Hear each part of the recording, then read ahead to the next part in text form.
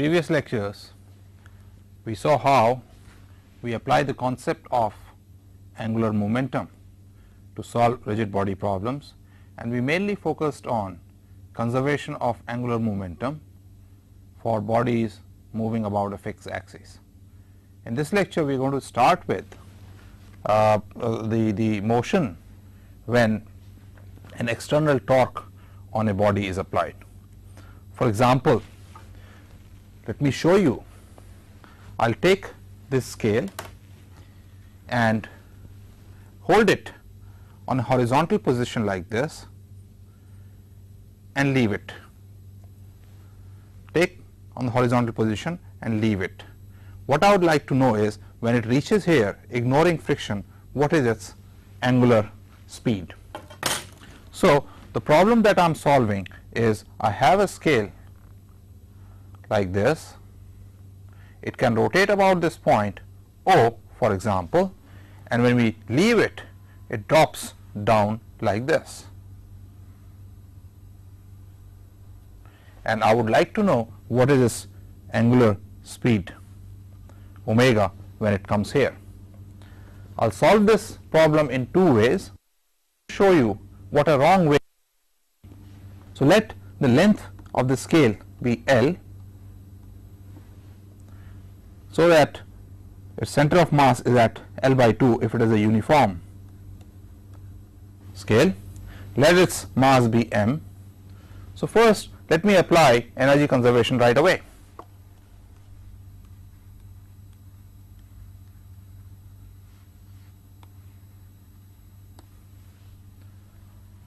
When the scale falls, its center of mass drops down by a height of L by 2. So, the energy gained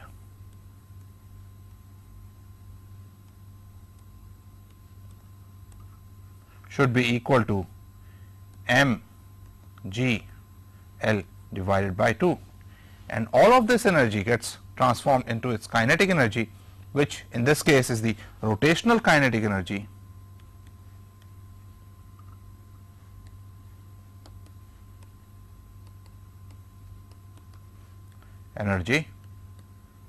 about point O. This is point O, I remind you, and this is going to be equal to 1/2 I about point O, which we have seen in the previous lecture is ml square over 3 times omega square. The two should be equal, and therefore, I have 1/2 m L square over 3 omega square is equal to m g L divided by 2. This m cancels, this 2 cancels, one of the L's cancels, and therefore, I get omega equals 3g over L square root. So, this is the answer that comes from energy conservation. Second way is by applying the equation that dl dt is equal to external torque, and let us apply that.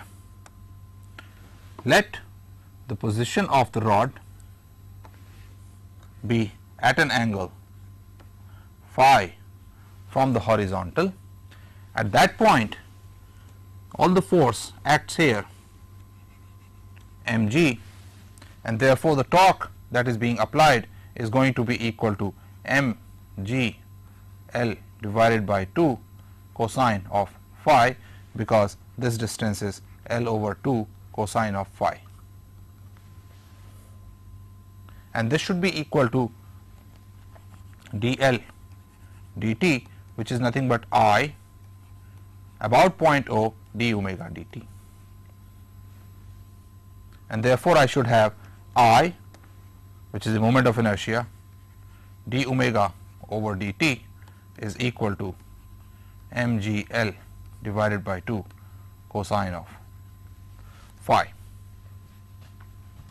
As I already have mentioned, I is m L square over 3, omega is d phi over dt, and therefore, d omega over dt is d2 phi over dt square, and therefore the equation when the rod is at an angle phi from the horizontal is going to be m L square over 3 d2 phi over dt square, which is I alpha or I times the angular acceleration, is equal to m g L over 2 cosine of phi. L cancels, m cancels, and therefore I get L over 3 d2 phi over dt square is equal to g over 2 cosine of phi.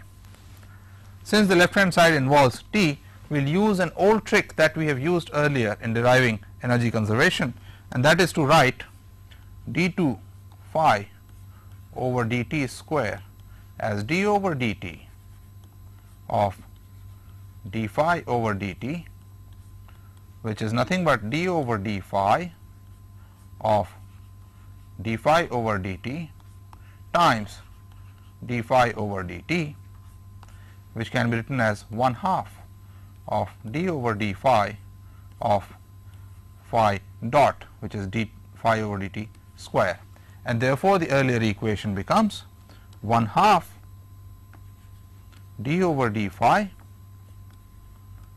dot square, which is nothing but d2 phi over dt square, is equal to m g L over 2 cosine phi, and there was an I here which is m L square over 3. I had simplified it earlier, I will do it again. The m cancels, this 2 cancels, one of the L's cancels, and therefore I get d over d phi of phi dot square is equal to 3 g cosine of phi, and therefore integrating, which is d phi dot square equals 3 g cosine of phi. There is an L also here, which I can write L here. This is for a rod which is of length L, and this angle is phi, and this gives you L phi dot square is equal to 3 g sine of phi starting from 0 to angle pi by 2 when it comes to the vertical, and this gives you phi dot square equals 3 g over L, which is the same answer as obtained earlier. So, I have used energy conservation directly, and I have also integrated the equation of motion, which essentially by this transformation comes to energy conservation along, energy conservation by itself. Now, you may ask at this point, why didn't I do one more thing? Why couldn't I do that 1/2 m v center of mass square is equal to m g L by 2 when the rod came from here to here? After all, it is the center of mass which is moving, and it moves with a speed v c m, and this should be equal to the gain energy because of the potential energy drop. What is wrong with this? What is wrong here is that you have to be careful when there are extended bodies involved, when velocities are distributed over the body, when forces are distributed over the body, that what all is happening. For example, here if I start with this position, here is the center of mass.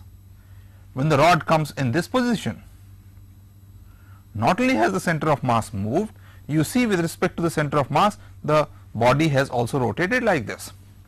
So, in coming down like this, the scale is performing two motions. The center of mass is moving, and the scale, as you can see, is changing its orientation with respect to an axis passing through the center of mass. It is rotating, and it is rotating exactly by the same angle as it was rotating about O. So, actually the motion is 1/2 v c m square plus rotation about c m, and if you calculate the kinetic energy, it is always K E of c m plus K E about c m. It will come out to be 1/2 mvcm square plus 1 half I about cm, which will be ml square over 3 omega square. Omega by definition here is going to be vcm divided by L by 2, which is 2 vcm divided by L, or sorry, about center of mass, this should be 12, not 3. It is 3 about the point O, about cm it is 12. If you substitute these numbers in, you get precisely the answer that you got earlier. What you may ask at this point is, but what about the torque? Torque, the forces are also distributed, but I took torque to be acting at the cm. Because the torque depends linearly on the distance from the pivot point, its average comes out to be as if it is acting on the center of mass, but not when I calculate the moment of the velocity, because that becomes r times r omega. It depends on it as r square. So you have to be careful when we are talking about rigid bodies and distribution of forces and velocities over the body, that we take proper consideration of rotation and angular momentum also. As an extended example of this, let me now take this booklet. I'll keep its printed side on top and drop it. I'll keep the printed side on top and drop it. You see, the printed side has gone down. Let me do it again. I'm keeping the printed side up, dropping it roughly from 1 meter, and let's see what happens. The printed side goes down. Can I explain this? In fact, there is a very famous book based on such a thing. The book is known as Why the Toast Lands Jelly Side Down.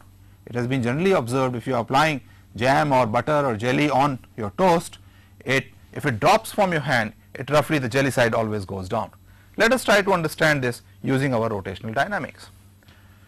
So roughly, I'll take this book, which is, let's say, of the order of magnitude about 20 or 15 centimeters wide, and I was holding it here.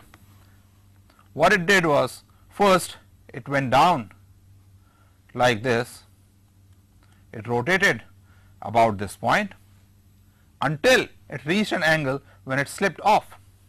Once it slips off, it starts falling down, and when falling down, it rotates. What we observed, it rotates roughly by 180 degrees. Why roughly? Even if it is 150, it will fall down the other side down. Even if it is 200, it will fall down the other side down. So let us try to understand this. First step is, when the booklet is like this, let the length, the distance of the center of mass from the pivot point or where I am holding it be L.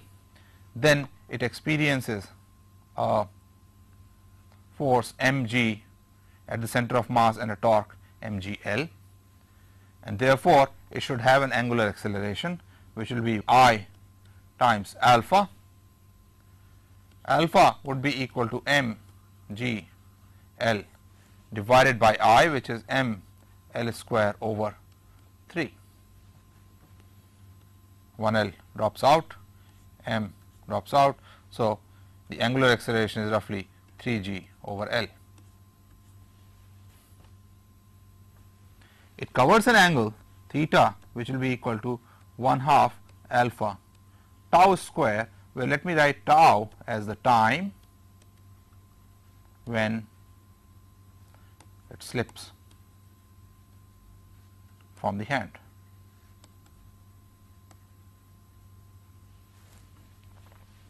So theta is roughly alpha tau square. What should be the value of theta? We know from mechanics that if a body is at an angle such that this is theta, this is mg, theta 90, this is 90 minus theta, this force would be mg sine theta, this force component would be mg cosine theta. So, if mg sine theta roughly becomes mu times mg cosine theta, then the body is going to slip off my hand, and therefore, I can write tangent theta roughly equal to theta for theta is small equals mu. So, when mu equals 1/2 alpha tau square, this booklet is going to slip off. Let us take a typical value, mu equals roughly 0.2, alpha is given to be 3g over L, which I will take to be roughly equal to 3 times 10 over 0.1 meters. So, that comes out to be roughly 300, and therefore, I have mu which is equal to 1/2 alpha t square, 0.2 equals 300 divided by 2 tau square, or tau, the time for it to slip off is going to be 0.4 over 300, roughly 1 over 750 tau square, and therefore, tau equals 1 over 750, which I can write as maximum 1 over 30 seconds. So, we have come up to the point where the toast or this booklet came here and slipped off. This time tau is roughly 1 over 30 seconds. In this time, it has gained an omega, which is alpha tau, and after it slips off, that omega remains a constant and makes it rotate. So, this is roughly equal to 1 over 30 times 300, which is equal to 10 radians per second.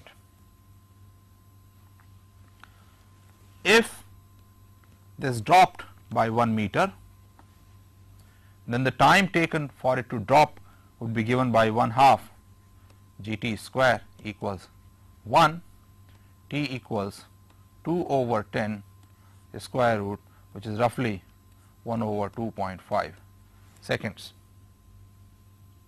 And therefore, you see that the angle by the time it comes down would be equal to omega times t, which is 10 times 1 over 2.5, which is 4 radians. That is slightly greater than 180.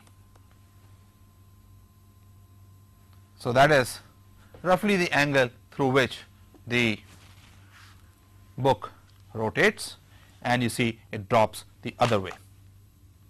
This is an interesting problem where we applied the ideas learnt so far.